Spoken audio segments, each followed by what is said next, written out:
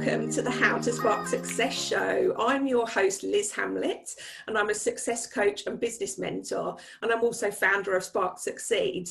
And one of the reasons that I love doing this podcast show is I get to speak to amazing people who've got all sorts of career journeys and done all sorts of amazing things. So I've got a fantastic guest for you today over from the US, and we are beaming through via Zoom. She is an award-winning TV producer, a media trainer, TV stylist, and her list of high-profile clients that she's worked with is amazing. She's worked with the likes of Presidents Barak Obama, George Bush, Bill Clinton, and also lots on TV as well. Obviously, she worked with the late night host Leno. And I'm really interested in what's very relevant. We'll be talking a lot about it today, is her new book, which is Virtual Meetings with Power and Presence. So join me in welcoming Kim Foley to the show. Hi, Kim, how are you? I'm great, Liz. Thank you so much. I'm so excited about talking with you. I've got millions of questions for you that I'd like to know. So we're not here for that today, but I love what you're doing and I love your energy. Brilliant. So if you can tell us a bit about, obviously you've had an amazing career prior to writing your book and doing what you're doing now. So can you tell us a bit about your journey, really, what you've done in the past and how that's led you to do what you do today? Well, if you had told me 30 years ago when I was television styling that I would end up being a media trainer, a video producer, and writing this book. I have written other books, but if you had told me that, I would have said, no, that's not going to happen. I mean, before COVID hit, I had never even done a virtual meeting. And so, to try to have to learn all the platforms, because everyone wants to work with a different platform when I'm doing consulting, it was really challenging. So, I've had to learn a lot about challenges along the way, as all entrepreneurs do. And I love to be reminded that your failures are so important to your success. And I think that it's easy to forget that because, there are a certain breed of people that just have good ideas all the time and they get excited by those ideas and they want to bring them to fruition. And not every idea is going to work. But, one of the things I've learned is that you should go for something you feel passionate about. And if it doesn't work out for you, it's a learning experience and you can't replace that kind of experience. It's really important to have your failures. And certainly I've had plenty too. So I have, when I was television stylist and I had a retail cosmetic studio downtown Washington, D.C. and was working with really high profile women. And then I realized that so many women that were in business, and this is, early in the days when Dress for Success was a big deal and all those books, it was late 80s, early 80s, late 80s. The reality is a lot of women were trying to emulate men in the workplace and they were sabotaging their own credibility by doing so. And so we didn't quite have a dress code yet, and we didn't quite know how to be assertive instead of aggressive. And there were all these things that we needed as women to, to learn. And so I ended up doing programs around the country for women and teaching them about credibility and all the things that we do. So now I do this for both men and women around the country, and I teach people all the ways they sabotage their credibility. It could be your body language, it could be your image, it could be the way you speak, it could be so many things. So, that has been the core of everything I've done in my life, is bringing your expertise to the forefront and making sure that you're in charge of how you're being perceived. And that's really important because a lot of people don't realize that on this medium that we're on right now, that you really have tremendous power. And they give that power away by not bringing their personal best to the table. And you're not sitting alone at home. You're in front of a lot of people, whether you're attending a meeting or whether you're hosting the meeting. You need to be seen as your personal best. And that's not a 10-minute conversation. That's why I wrote the book. Amazing. And how are you finding sort of people's experience? Because a lot of people have gone from being in the office and, maybe moving between meeting rooms or, phone meetings to suddenly everything all day is in front of your screen on Zoom. So how are you finding people are adapting to that? Not well. They're tired. And, you know, I find with myself doing interviews, trainings, trainings. By the end of the day, I'm pretty fried. I happened to find a really good book that came to me by accident that, you know, made me realize some things that I might need to be changing. Becoming Your Best. It's by Stephen Schallenberg. So he was interviewing me and he sent me his book, and I thought maybe I should read it. I mean, I've read a million business books, but it's been really, really, really helpful because he brought up something in the book that really mattered. We're fried. We are, you know, we're looking at a screen all day long without the coffee breaks, without the lunch where we get to talk and laugh with people, without the human interaction. Our brains are not happy about this. And so, you know, we have to find strategies and ways that we can keep that excitement and creativity and, you know, brainstorming. I mean, I'm brainstorming with myself. There's nobody to brainstorm with. So, you know, if you want to change your branding, or if you want to, you know, figure out how you can repurpose your content, or, you know, all the things that we need to do when we're brainstorming, you've got to get away from the computer. And so what I've gone to doing is booking some time off. So I'll take, you know, hour here or there in the middle of the day and block that off so that I can't book it. And therefore I can go for a walk around the house. I can go outside if it's nice weather, walk literally around the block, or I can get up and move around my house, not do chores, not take care of things that, you know, cooking and emptying the dishwasher, but literally freeing myself, putting on some really great tunes that make me want to dance, and just free up that lockdown and concentration that we're all doing. I mean, I'm sure that you can agree that would be a great idea, right? Yeah, absolutely. We need to do that. That's a strategy. If you do TM, if you do any kind of meditation, you've got to stick with it, and you've got to do it at this time, because, you know, I'm a TMer and I love my 20 minutes to just go into nothingness, and it really helps your creativity soar. So I'm a big proponent of that as a strategy. You know, I'm an excitable person. I love teaching. I love what I do, but you get tired. You just get brain fatigue. Yeah, exactly. And you know, I totally agree. I found particularly at the start of the first lockdown, because we're now in our second lockdown in the UK in the last couple of weeks, that it was really fatiguing to be in front of the screen. Even if you've been used to doing a lot of face-to-face meetings or networking and different things, it's a very different, you know, fatigue that you get of like having to concentrate, you know, making sure you're putting across your best. And that's why your book is key. So where did the idea sort of spark off from you for your book, which is Virtual Meetings with Power and Presence? Was it lockdown, or was it something you were thinking about before then? Oh no, I wasn't thinking about it. It was truly a massive pivot. And I will be honest with you, and, you know, it's a little embarrassing to say this, but, you know, I was doing all my trainings here in my studio. You know, I was teaching video training, you know, for iPhones, and editing for iPhones, and media training here in my studio.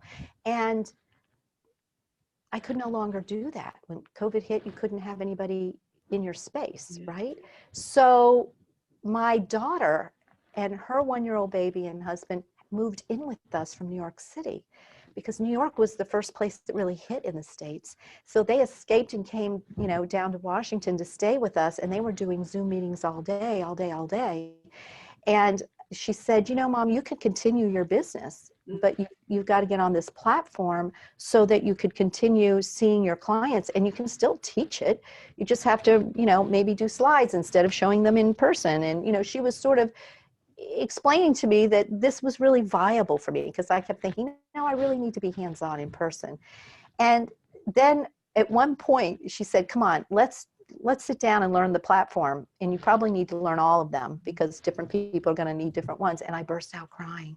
Oh. And I burst out crying because the thought of having to learn all these new things, and what if I can't figure it out? What if I can't do it? And, you know, if you had told me at that moment in March that I will have a book that is very popular on Amazon, you know, 6 months later, I would have said, that's ridiculous. So, so what happened was I listened to her. I said, okay, let's try some meetings. Let's figure it out. Let me see if I can actually bring my resources and images to this platform and really teach in a way that people can get it.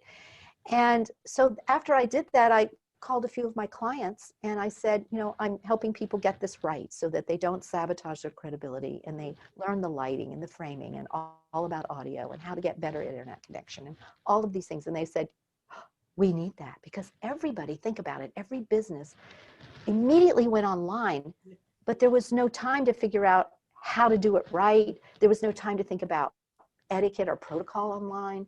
They were just trying to figure out the technology and how to get everybody, you know, visible. All this other stuff wasn't even a thought. And then after a few weeks, people were like, oh, everybody looks dreadful. And so when I called them, they really loved the idea. And then I started asking questions like you asked me, what about, you know, brain fatigue? What about this? And I started listening to them. What are the issues? What are the problems? What are people afraid of? And I learned two important things.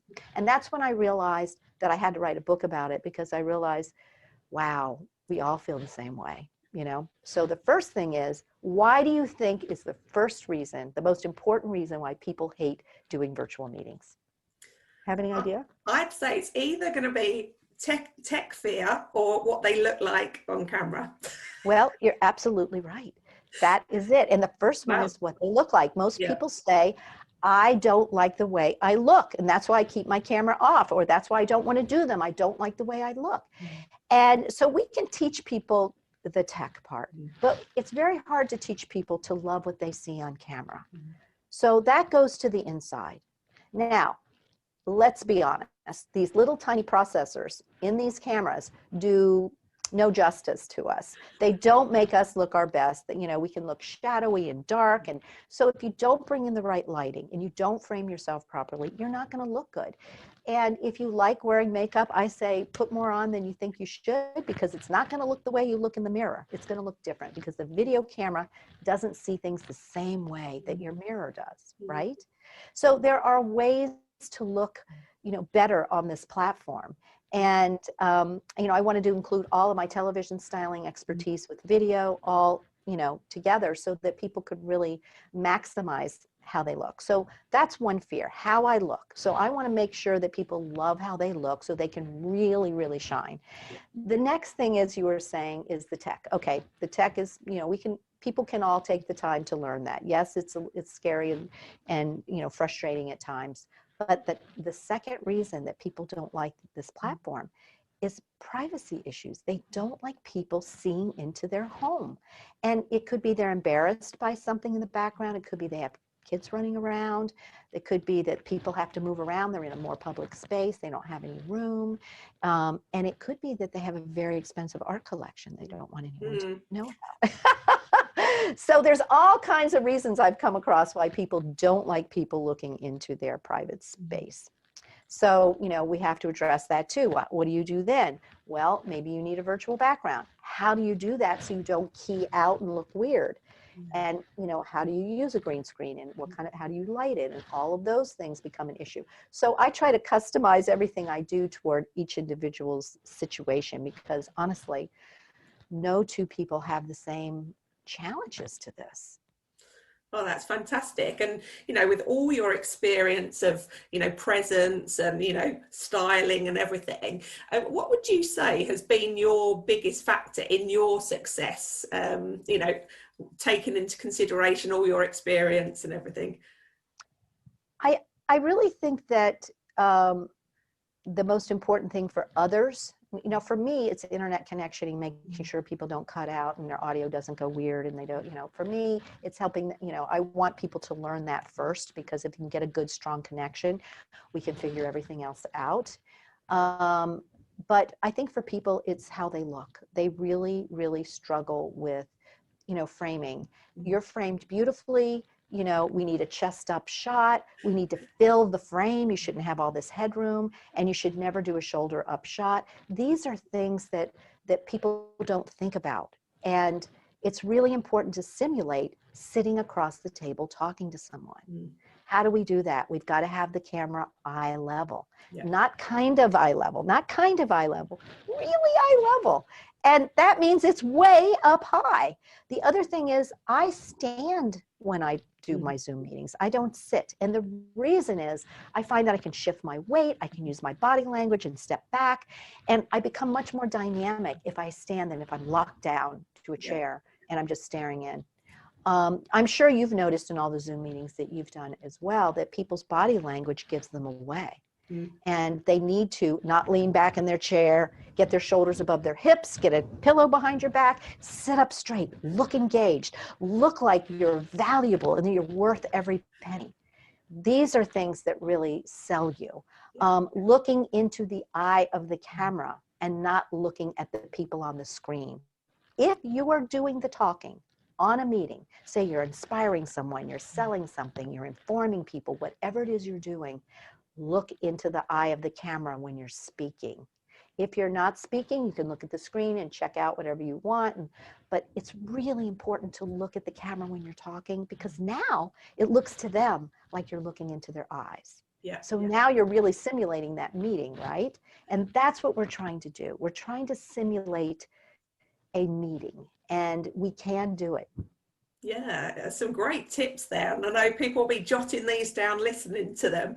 So you mentioned earlier a couple of your, what I would call your success habits, things that really work for you. So you mentioned about taking a walk around the house or getting out in the fresh air if you can, and also, you know, meditation. So what would you say are your success habits on a daily or weekly basis that really help you in your work?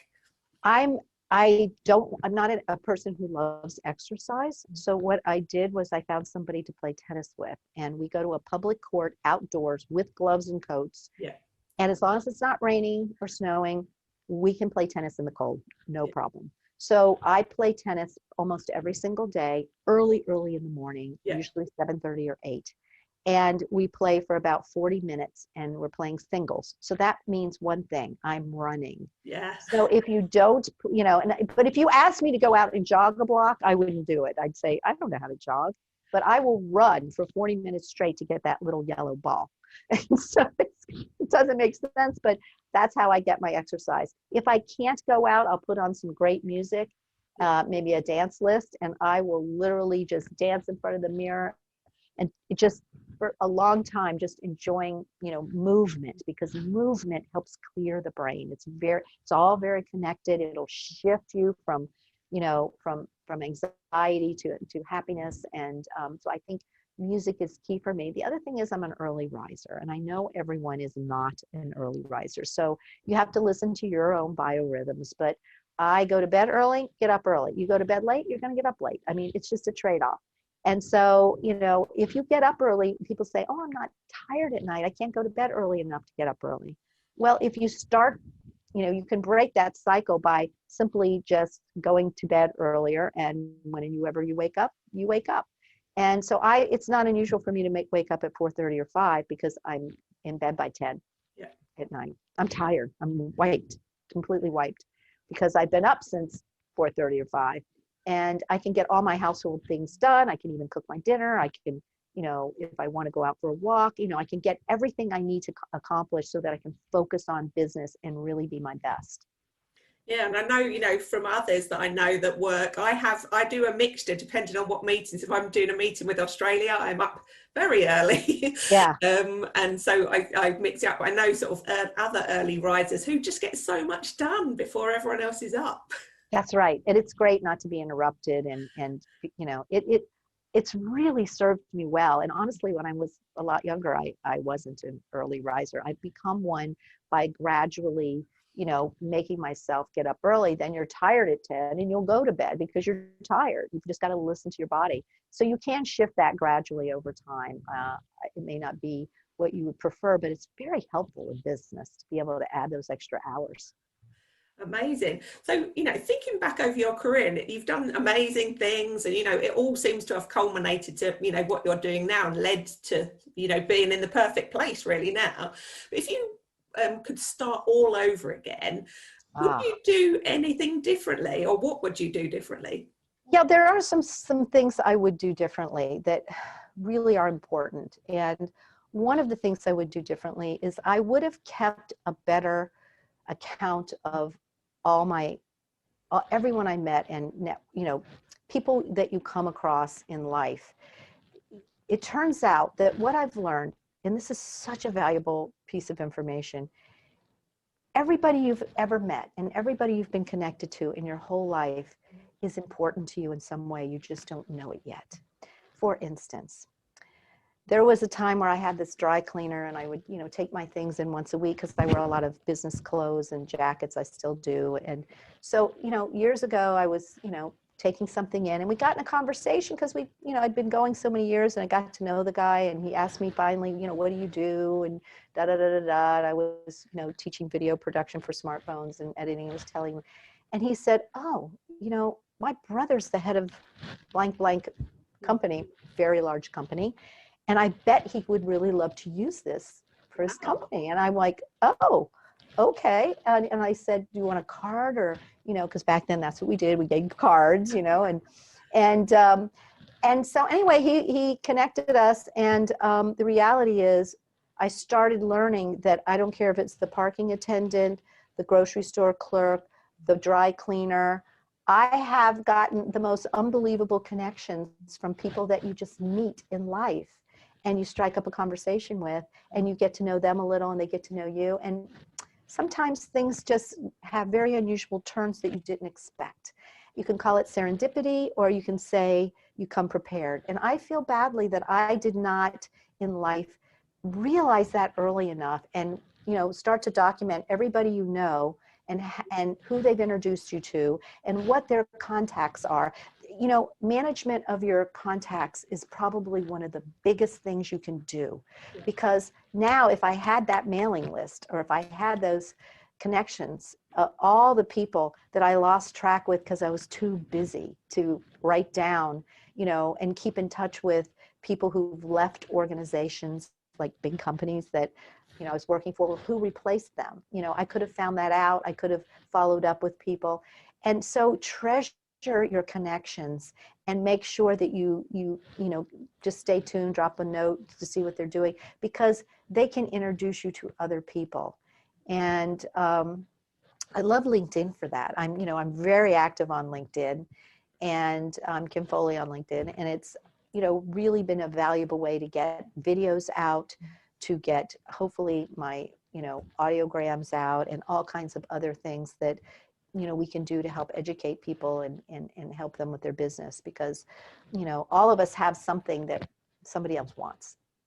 Yeah, and I'm absolutely a believer in that networking and sort of introducing you, because you don't know what opportunities are out there. There's so many opportunities, and that initial person might not be able to help you directly, but like exactly as you said, they might be able to introduce you to someone, or even just say, "Hey, there's a really interesting founders group or networking group that I think you would really love and fit in really well." So I think that's a fantastic, and keeping track of that is key. It's key. It feels like it's, so much work and detail, but honestly, there's nothing that's going to make you more money than that. And it's really important to nurture it and treasure it and put the time into it. Yeah.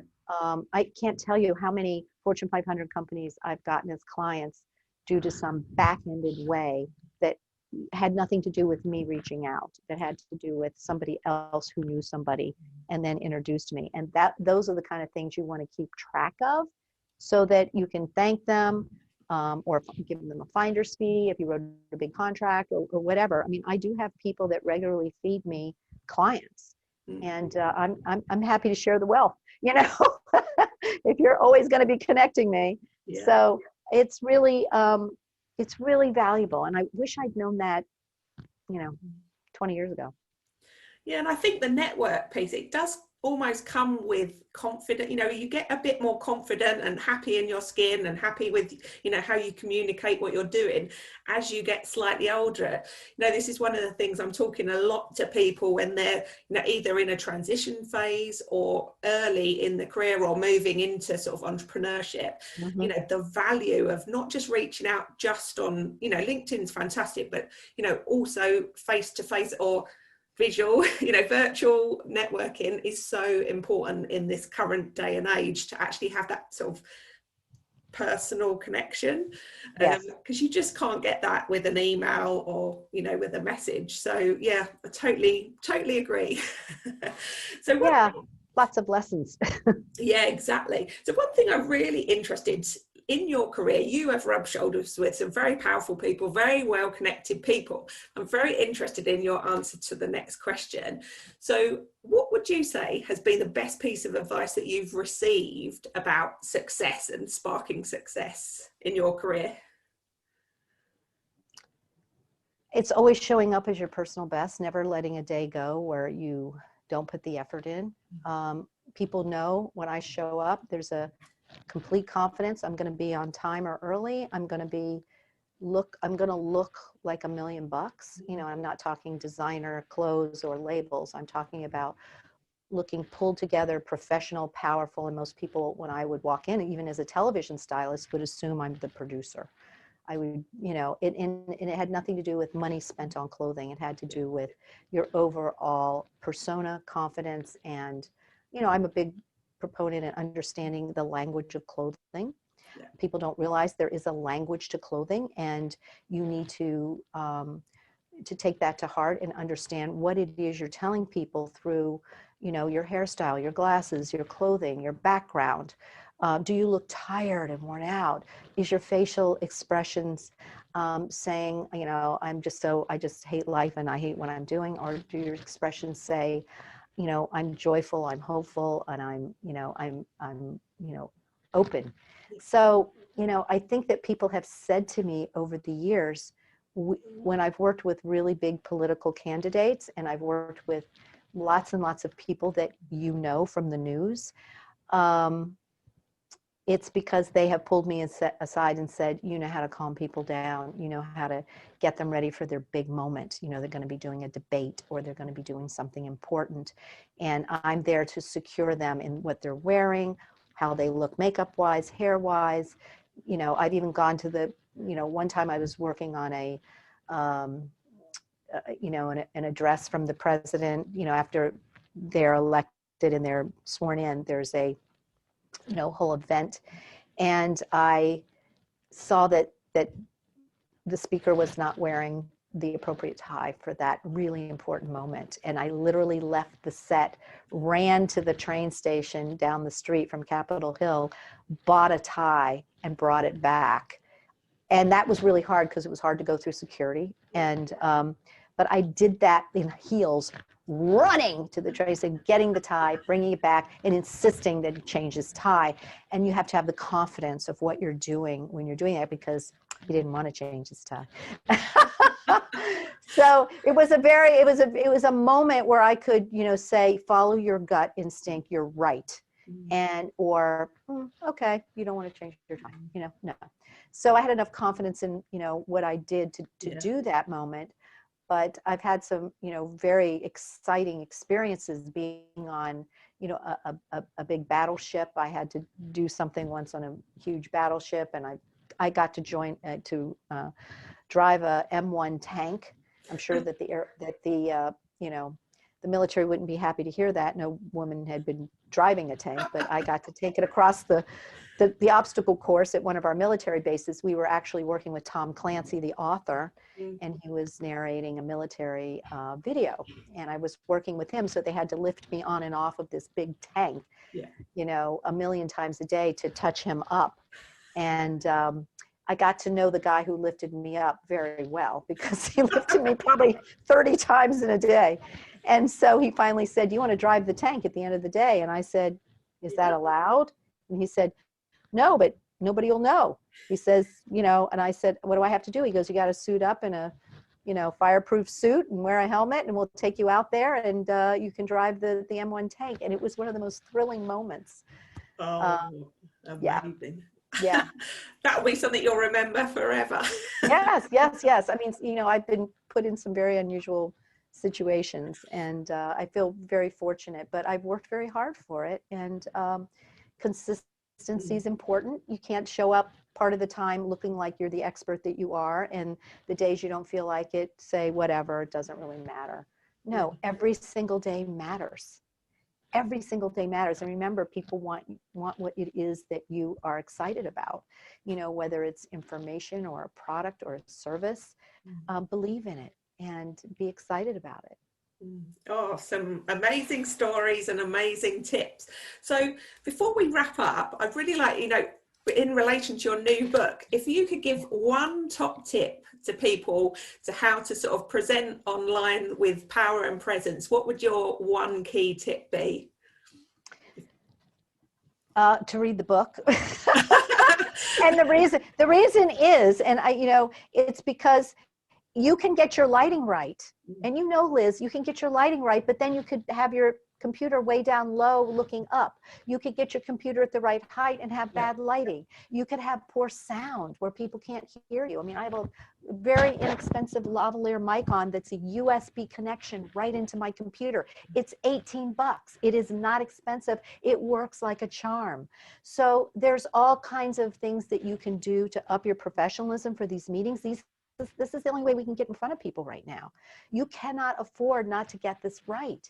And if you're not looking the way I'm looking or you're looking right now on camera, people need to stop and say, why? What is it that I'm not doing right? And you don't have to spend a lot of money. You can use lighting you have around your house. You don't have to buy a ring light.